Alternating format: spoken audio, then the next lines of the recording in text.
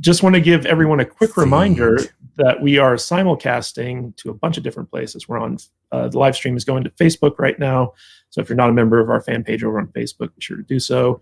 We're also on Twitch. We're on Twitter, or I should say Twix. We're on Odyssey and Kick and Rumble.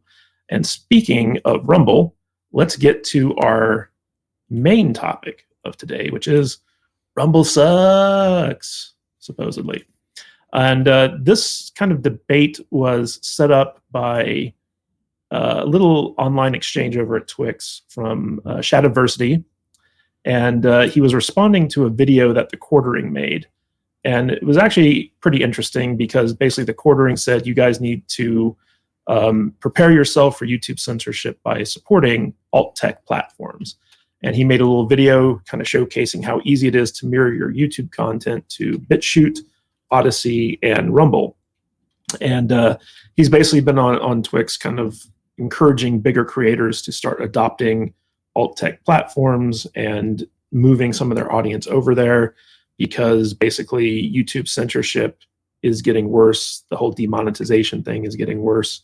And going into an election year, you just know it's going to be bad. But YouTube recently came out and basically said that you can now talk about stuff like sexual assault and abortion without worrying about getting demonetized. Because they basically said, like, okay, so if you want to talk about these topics, we're not going to hit you with demonetization because we're moving those to an advertiser-friendly type subject matter. But there's still a lot of stuff you can't talk about on YouTube, and you never know when they're retroactively going to start changing things. And Shadowversity made a very, very detailed and excellent response to the Quartering's call for action over on his Night's Watch podcast channel. And basically, he was just very transparent. He showed in detail like the stats that their channels get. And he showed on Rumble like the breakdown of like fake views that Rumble reports versus actual views that can actually monetize, that are kind of equivalent to YouTube views.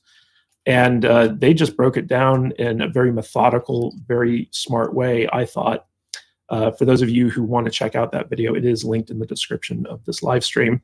And not only were they just completely upfront and honest about kind of the views they get and how much money they're making off of this stuff, but they also talked about the pitfalls of big creators moving over to an alt-tech platform that just isn't quite there in terms of like its audience or its discoverability and stuff like that.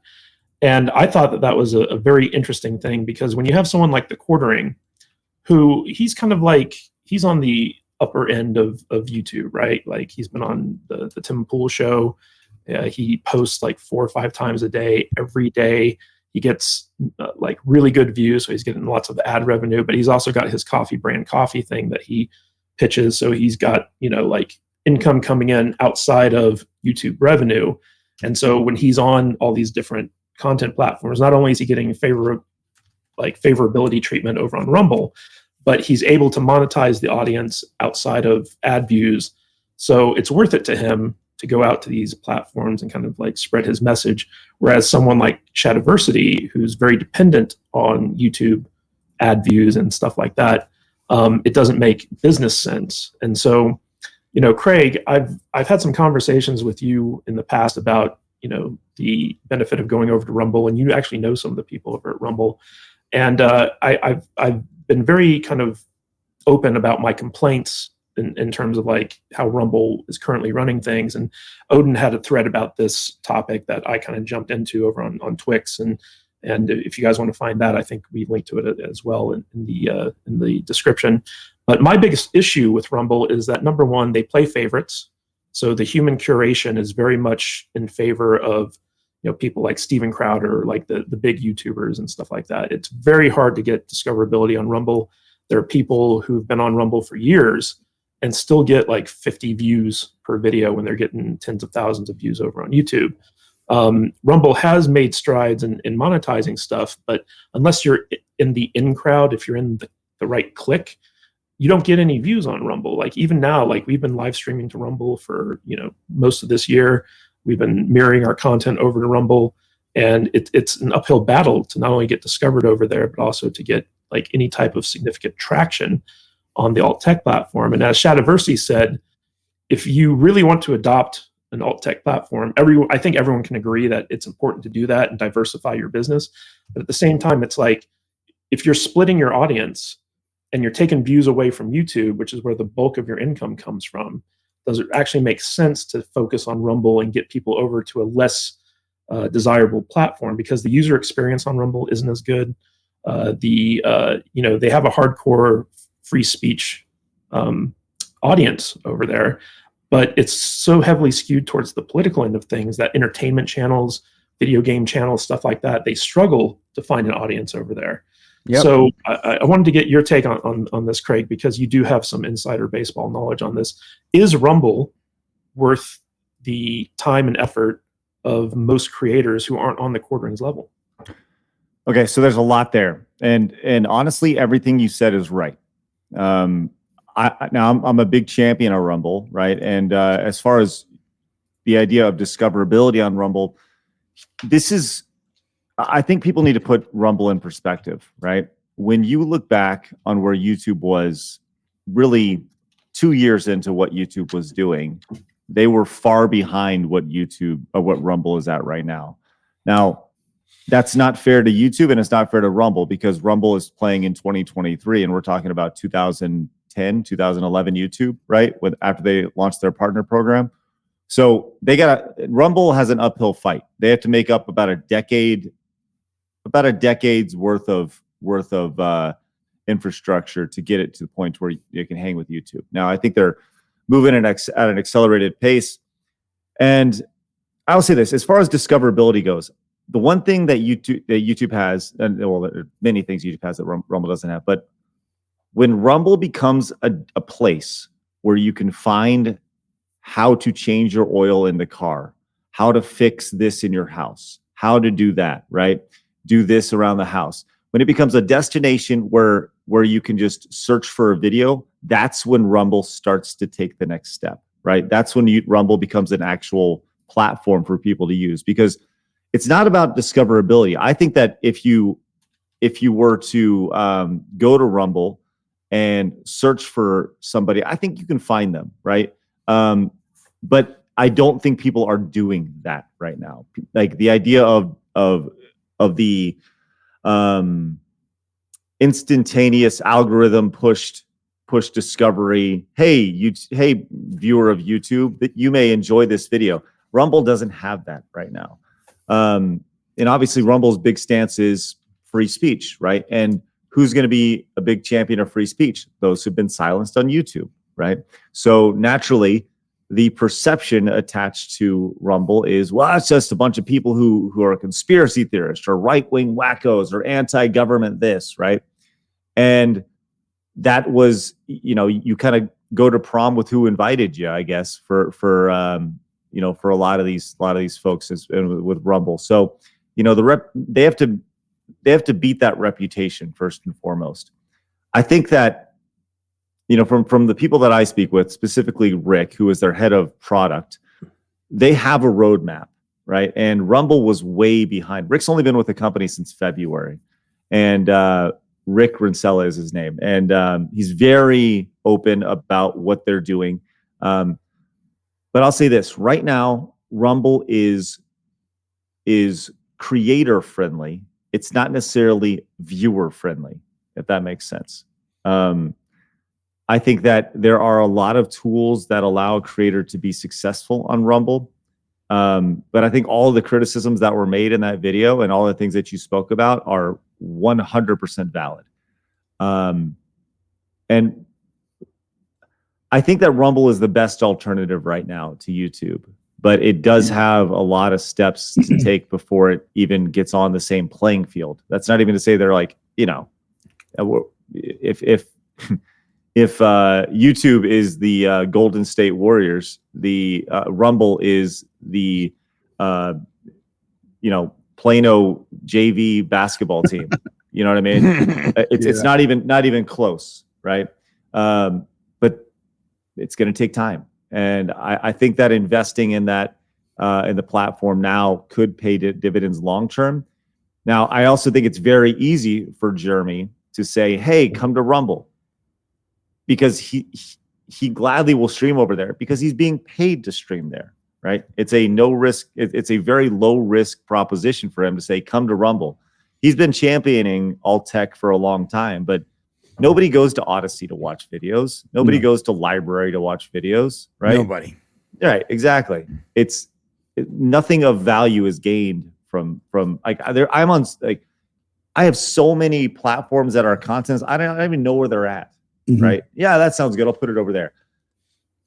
We're on everything too. We mirror on everything, and the only thing that gets views is YouTube. Because people are on it, and once again, it's owned by Google. Google is the #1 search engine in the world. YouTube is the #1 video search engine in the world. Right? It's the #2 search engine in the world, and so naturally, it's a giant monopoly. Right? So there's a lot there, but do I think it's worth it? Yes. I think that you need to play the long game with Rumble, and it's not going to happen over 3 months. It's not going to happen over a year.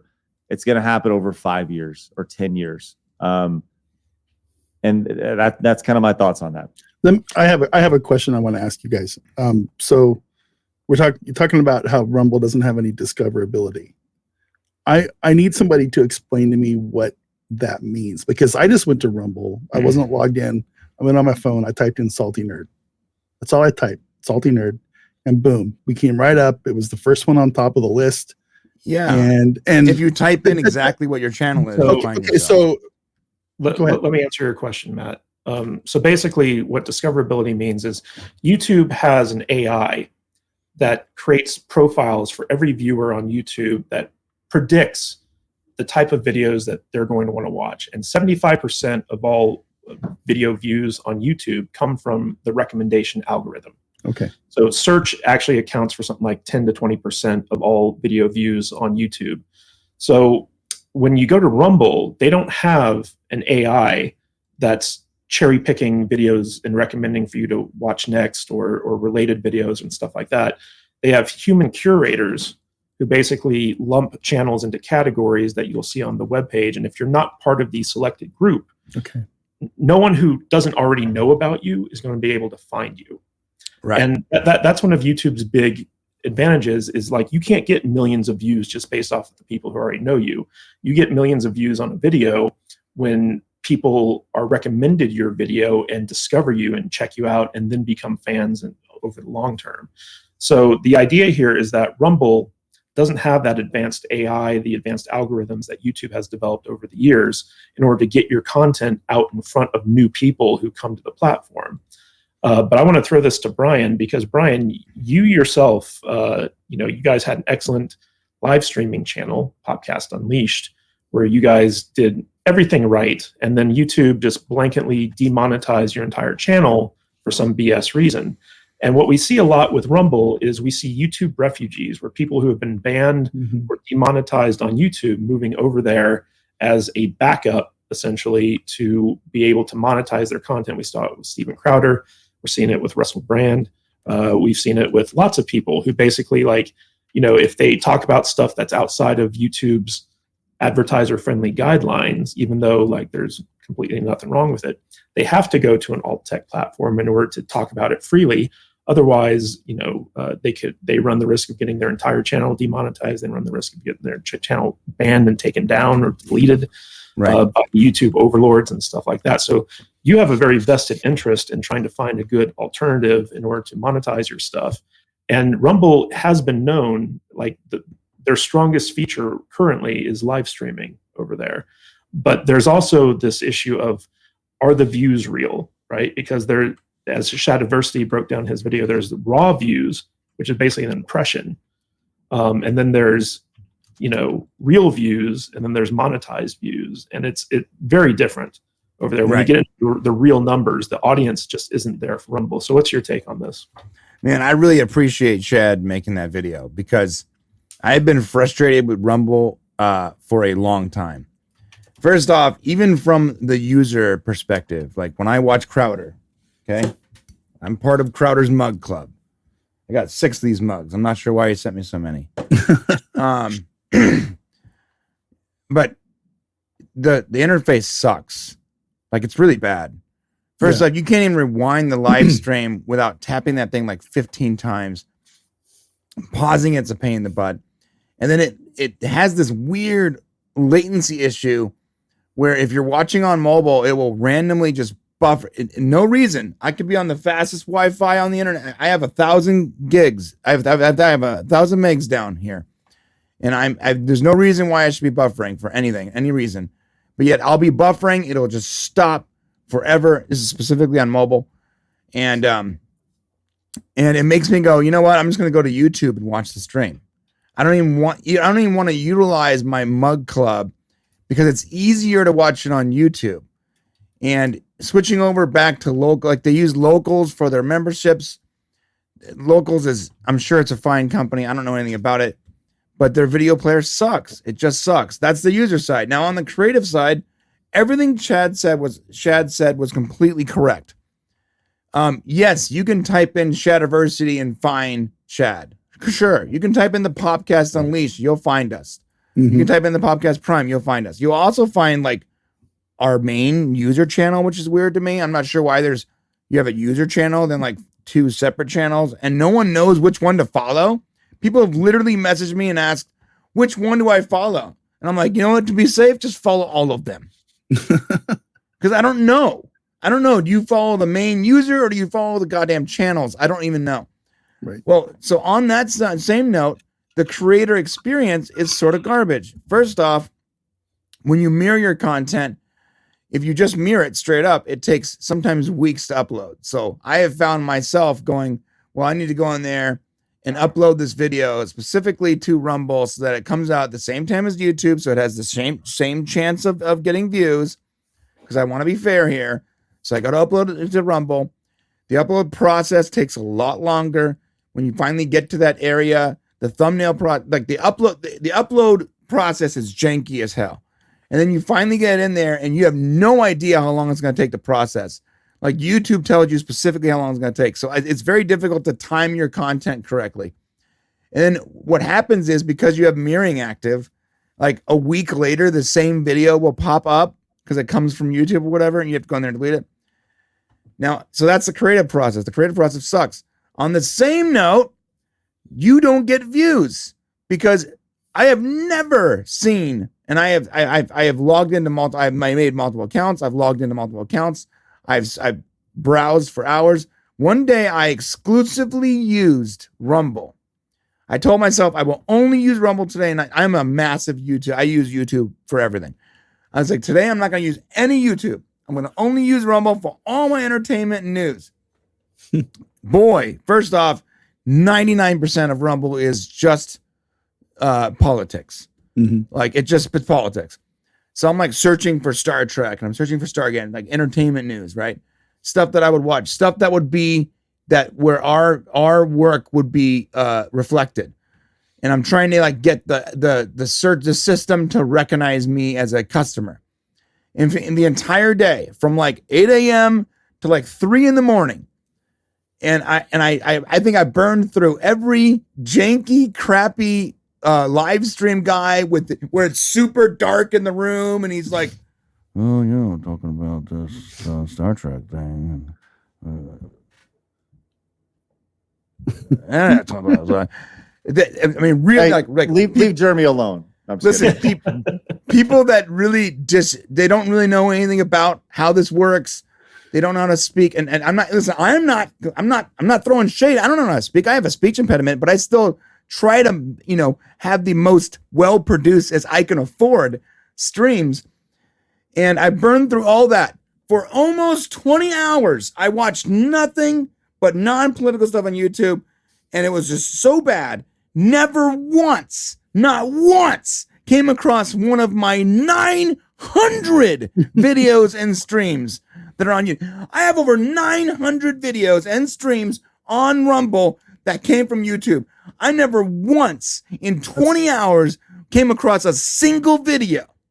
I have 25 million views on Stargate content on YouTube. I have 300 on Rumble. 300.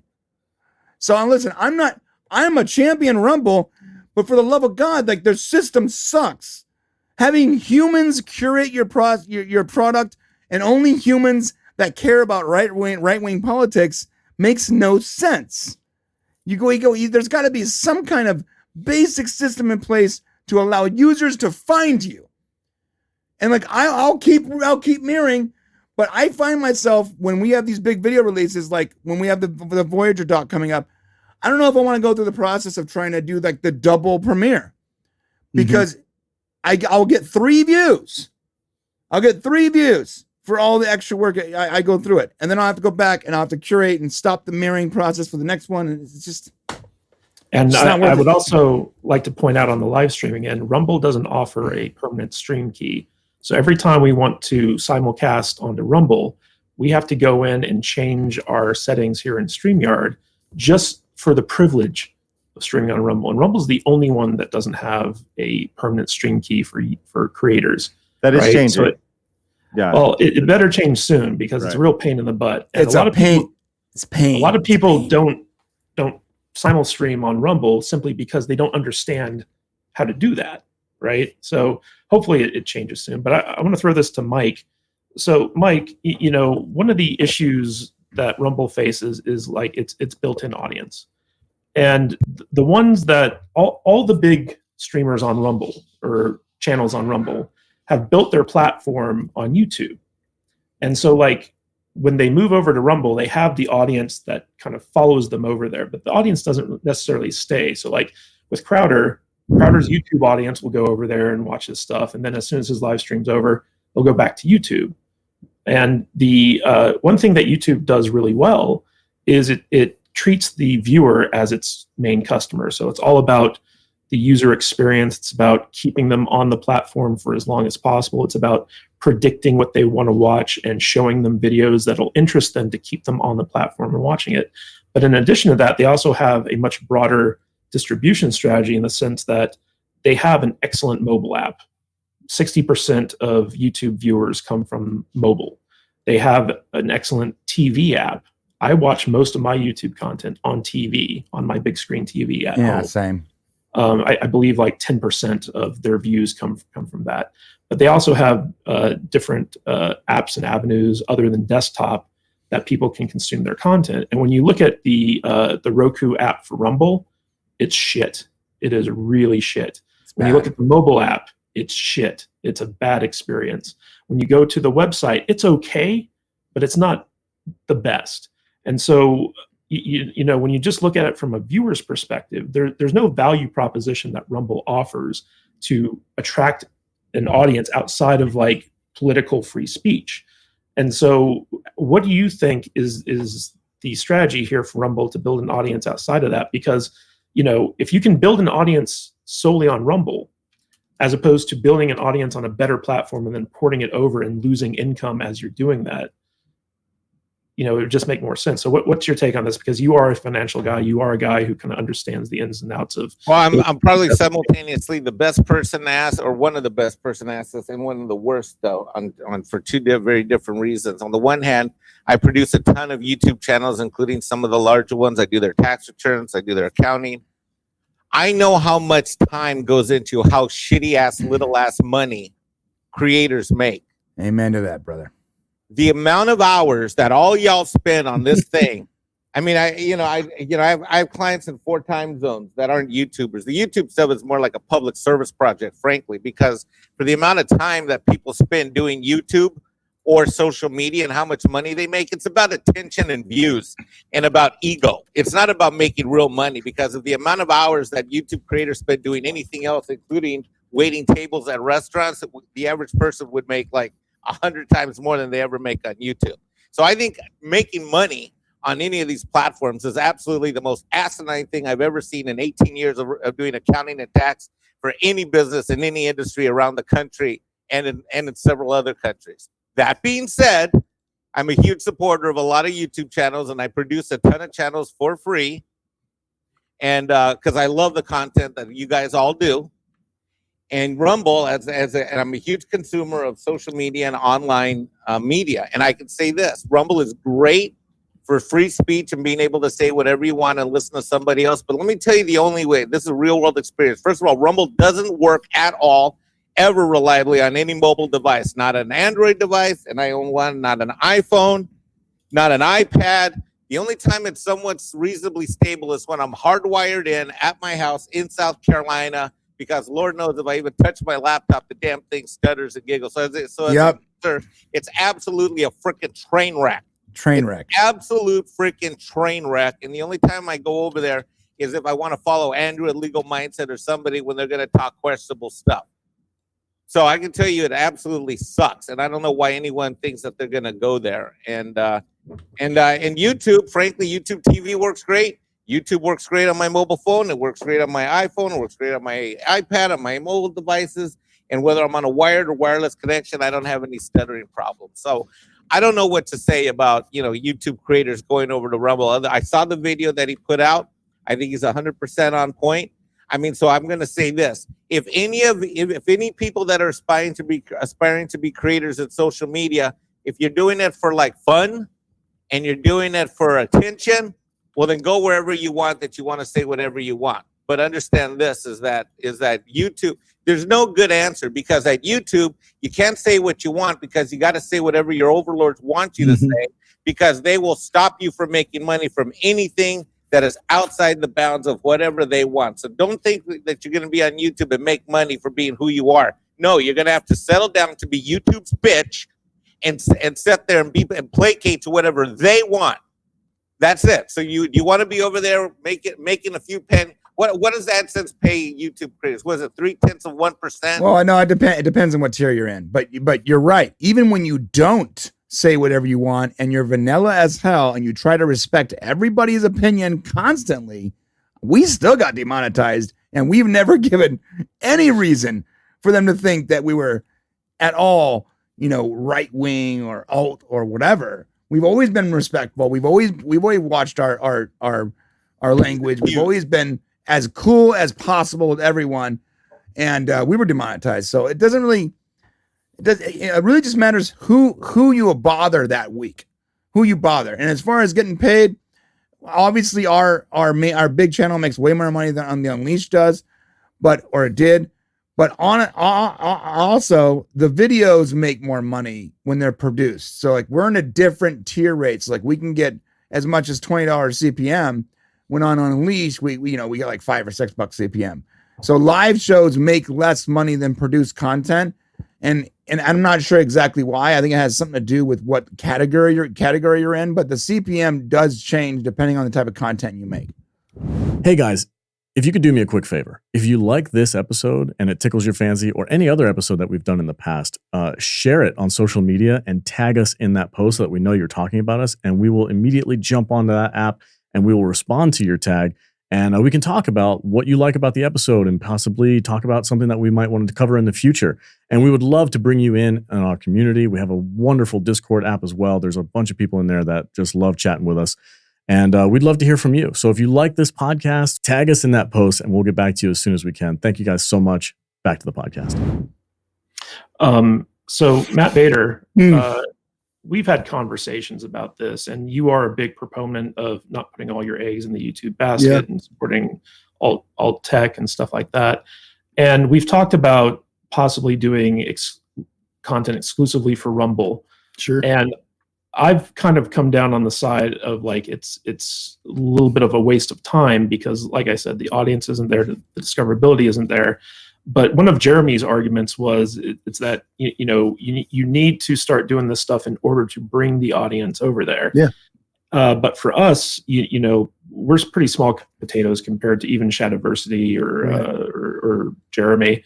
Mm-hmm. And the idea of trying to port a portion of our audience over to Rumble, where we're not making any money, we're not getting super chats, we're not getting ad revenue, all that stuff, is basically counterintuitive for like small to medium sized channels who are still struggling to basically build a business. and a big part of Shadowversity's video is that there aren't any good scenarios where it makes business sense to migrate over to a platform like Rumble. But I know that from a moral standpoint, it makes a lot of sense to basically try and build an audience on that platform.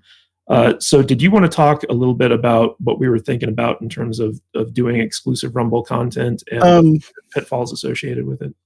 I can speak on it, sure. But you know, just to address your we don't make any money things over there. It's like, yeah, it's true. You know, a lot of what we do, listen, the money's great, and you know, we have made a choice to evolve what we do to try to jump from the 9-to-5 job that we all hate to try to make this a go of this.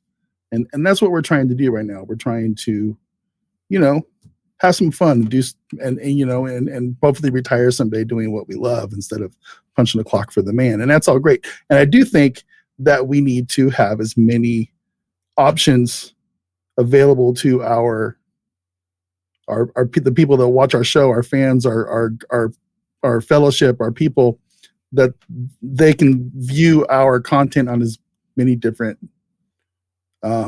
options as they can. You know, we have people, there's 40 people over on Rumble right now that don't like to watch stuff on YouTube because they don't like Google and their overlord bullshit oppression, you know, that they can call out anytime they want. So I personally don't have any issue giving those people a different option to see something. Same thing with Twitch. We have a Kick channel that we simul stream over there. You know, a lot of people don't like Twitch because they're weird, you know, and Kick caters to people like us, I think, for the most part. Same thing with X, you know, there's Threads, there's Truth, there's these other things, you know, everybody has their thing that they want to use, and they use it however they want. So I don't have a problem with options. I just don't like constantly being felt like I can't say a word on Google without getting the channel demonetized, because it's not just my channel that we're on right now. It's your channel, it's Alex's channel, it's Jude's channel. It's, you know, there's a lot of people involved here. And so if something I said got the channel demonetized, I would feel terrible. And, you know, it could easily happen someday. You know, look what happened to Brian. They messed you guys up for something that you probably didn't even do from a year ago, right? It's insane. Yeah. It's insane. So no, I don't have any issues with trying to develop an alternate channel on something like Rumble at all. You know, for the very first time today, I can go over here and I can say, thank you for the $10 Rumble chat for Mr. Sayo. He said, throwing in some hater bucks to remind Craig to pick up string.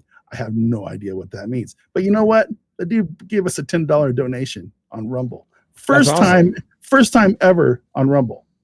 I didn't even know we were set up to take those over there on Rumble right now. I didn't know we were monetized over there. So, but hey, that's awesome. That's amazing. Yeah. I didn't know you could do that on Rumble. Yeah. I didn't know you can even give money on Rumble. I don't know what that money just got put into. It's probably some weird PayPal account in Zimbabwe, Siberia. But so, yeah, I think it's important that you develop alternatives, because you never know what's going to happen, man. You just never know what's going to happen. And just one really quick, you know, you mentioned, you know, there's ways you can grow those channels. You know, like I mentioned, why don't we do a half hour of Rumble exclusive stuff on the back end of like today's live stream. You know, we ended on YouTube at our normal amount, and then go do some stuff over on Rumble. And we talk about stuff on Rumble that, you know, the Google overlords are going to hate, but it doesn't matter because fuck you.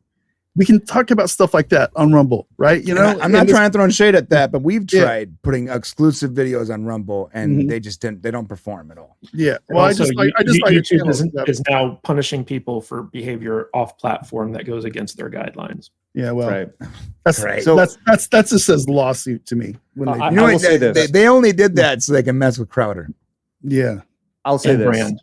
The number one thing that anybody, and I've been saying this for 15 years, right?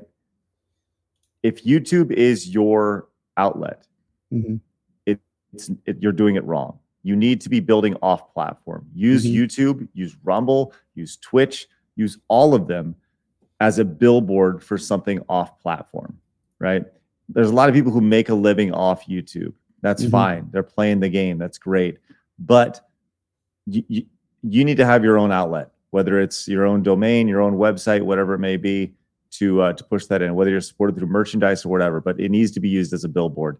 And that's something we're building towards with side scrollers. You know, I don't just talk it. I live it. So we did that with Screw Attack. We did it with everything else and everything else that I've done over the years. And we'll continue to do that. But Rumble is set up. You know, they do have their Rumble rants. They have their channel memberships, which, by the way, the paid channel memberships, whereas YouTube, you get 70% of that. On Rumble, you get 100% of it through the remainder of the year.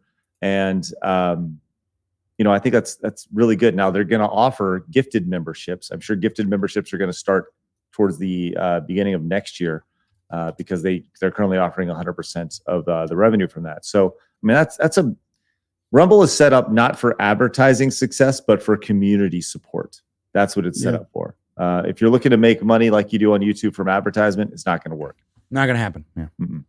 But they still need to fix these problems. They need to fix a lot of they need an algorithm that actually allows people to get promoted. Again, I have 900 different videos and lives on Rumble.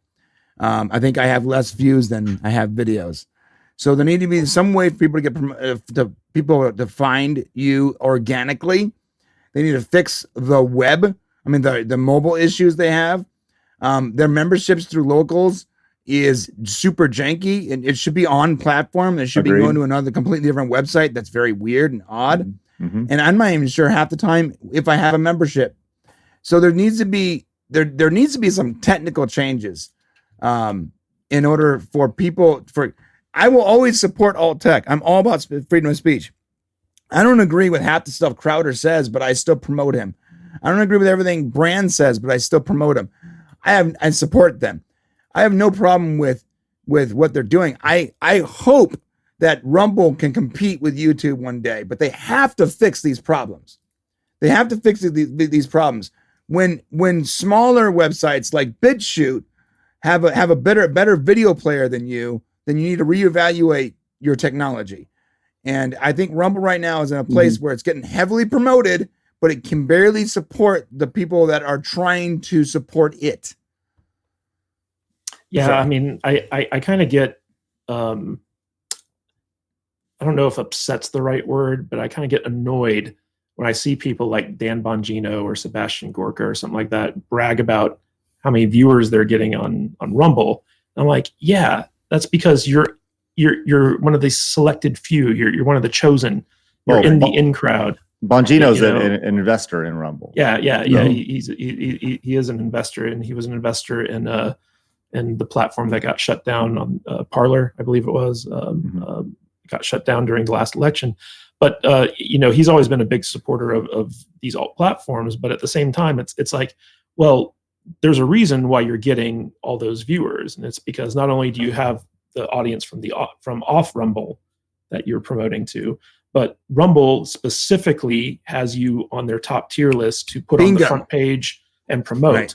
So until they make a discoverability factor that actually takes small and medium-sized creators and allows them to get in front of Rumble's audience, no one's going to spend their time over there, because as Shad pointed out in his video, the actual views you get, because like I've had conversations with people who are big time over on Rumble, and they're like, yeah, the viewer counts are bullshit. Like the actual raw views you get, those are impressions. So like when you see like a video get 1,000 views, that's not actually 1,000 views. That's just 1,000 times people saw the thumbnail for that video or something like that, or had an autoplay. Oh my God. So I have even less views than I think I have. Yeah. Like if you dive into the analytics and you look at the actual views, like Shad broke this down in his video excellently. So like they had like a channel wide 13,000 raw views, but the actual views, the views that are equivalent to what a view is on YouTube, was like 300.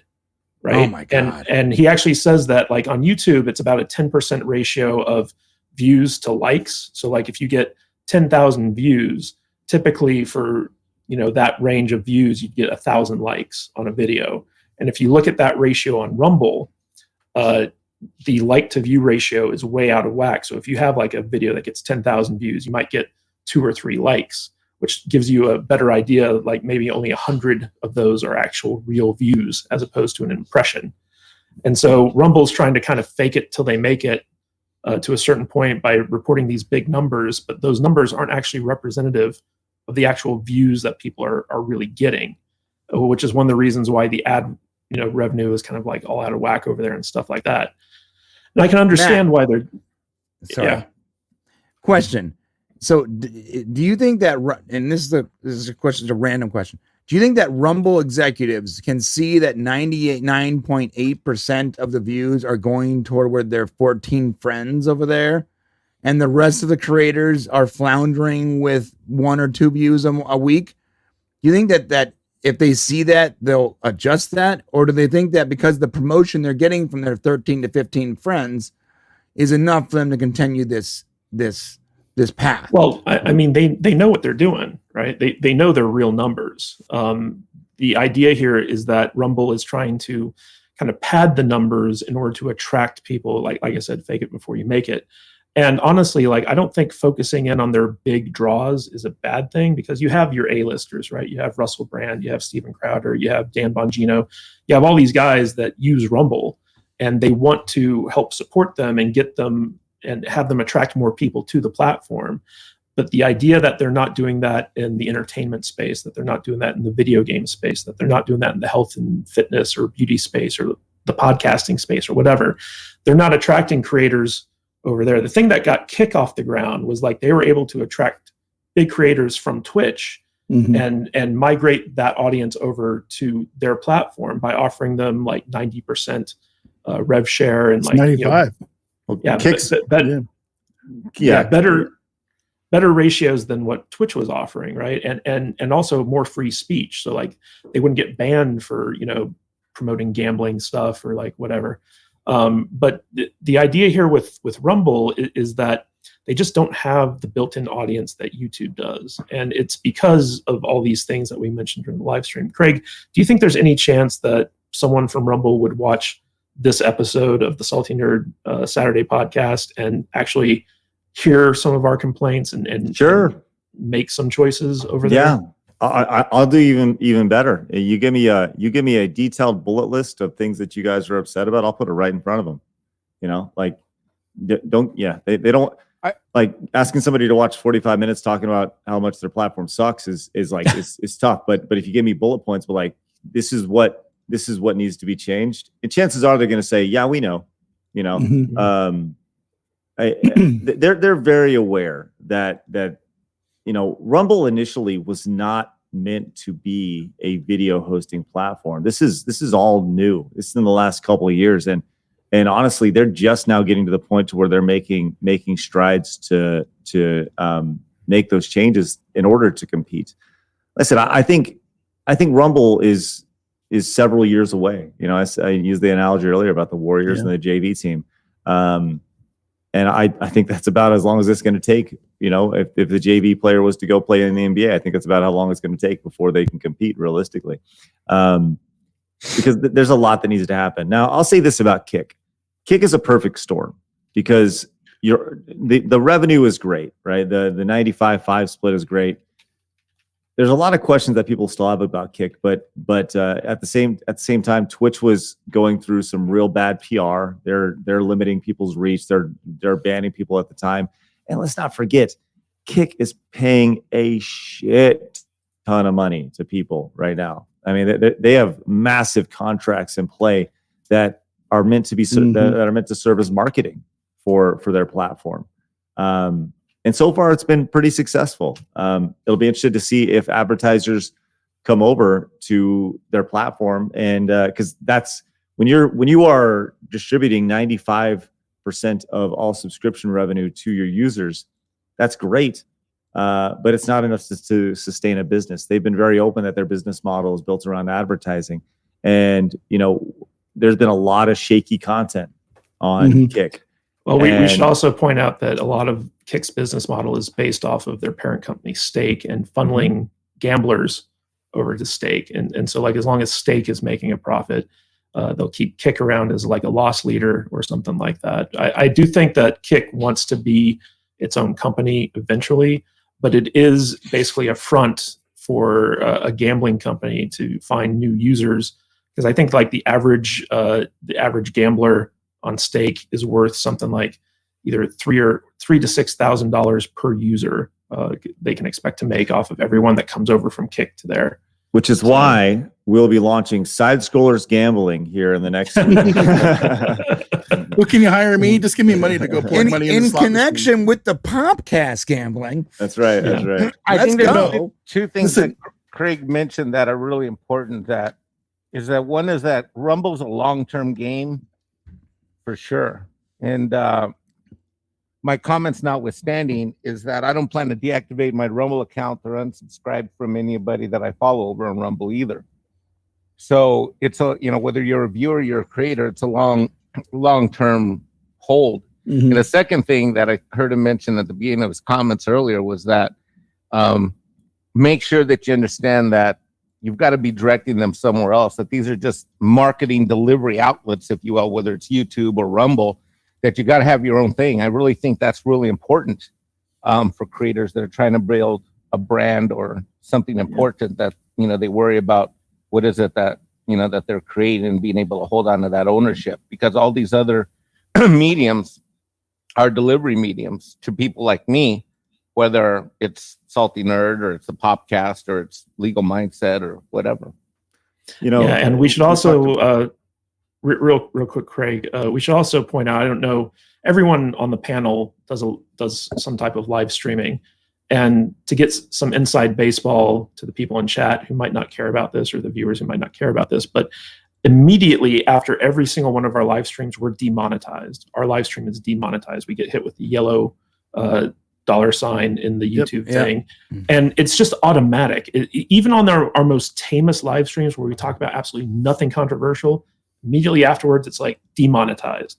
And we have to manually appeal it. And it always gets reversed on the manual appeal, because when a human reviewer comes in and sees that we haven't violated any guidelines, they're like, okay, you can now make money. But by the point that time happens, the prime time for the replay has passed. And so even though YouTube's still playing ads and pocketing that money, we don't get a cut of it. And so, like, has that happened to anyone else other than us? Oh yeah, it was for us. It was like every other live stream before we demonetized. It was yellow, and people don't understand. That's when the majority of the views come in. So then the next day, when you finally get your monetization back on, you're at 12% of your potential views. The majority of the views come in the first day or two, right? So finally getting remonetized after that. Don't worry about it. We have a system in place to fix this problem. You can appeal your thing and we'll switch it over. Except for now, all the views, all the money we could have made off that video, is the majority of it's gone, because for the most important part of the video, you decided we weren't going to make any money, yet you were still playing ads. You know what they should do is they should retroactively give you the money for the ads that they still played. Yeah. Right? Yeah. Amen. It's not going to happen. I mean, that just seems fair. You're still playing ads on my video, even though I'm not getting a cut of it because I'm not advertiser friendly. Yet the video itself is still advertiser friendly somehow. When we get the appeal pulled, I need that money for the first 2 days our video made the first 25,000 views, please. God, I think they do have. You got me mad right now, dude. Yeah, I believe they do have an escrow account where if you are proven right, that you'll get that ad revenue. That's on copyright claims. That's not on yellow check marks, though. Okay. Yeah. So if you have a copyright claim, you can appeal the claim, and then it goes to an escrow while they're figuring out whether or not you broke copyright. When they figure out you didn't, you get all that money. But for yellow check marks, that's when you're not appropriate. And that's you don't get anything. There's no escrow for that. That's just like, you're just fucked regardless. It's so stupid. God damn it. Well, speaking of money, we got 2 super chats here. We got William Forbes for 20 hater bucks. I recently got some merch from the S&P website. Question: what is Bat Rat Spider Crab? I got the shirt because of the cool pattern, but I am curious. Everyone watching, check out the S&P merch for cool, fun designs. Yeah, if you go to saltynerdstore.com, it's run by Mixed Teas, which is Brian's company over there in Orange County. So Bat Rat Spider Crab comes from our first retro rewatch episode. Rewatch. Get it right. Rewatch. I believe it was 2 years ago, possibly 3 years ago. Yeah, 2-3 years ago. It was from a movie called Angry Red Planet, where basically a group of astronauts go to Mars and they encounter a large creature, which is part bat, part rat, part spider, and part crab. And so we just referred to it as bat, rat, spider, crab. And it came as a suggestion from one of our OG Patreons, Backyard TARDIS, Nick.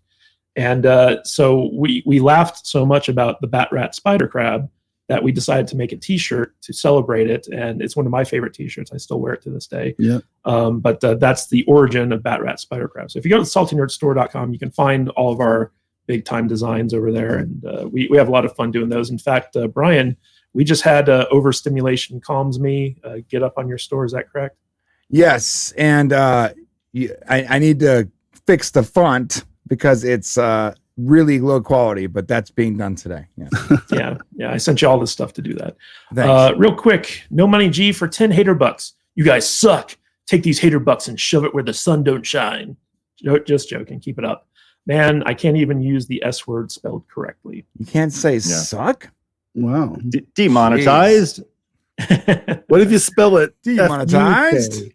Yeah. I got one, Matt, over on Rumble from Victor Fontaine. He sends us one Rumble buck, $1. Says, hey, I can send Rumble rants. So thanks for that, Victor. Appreciate that.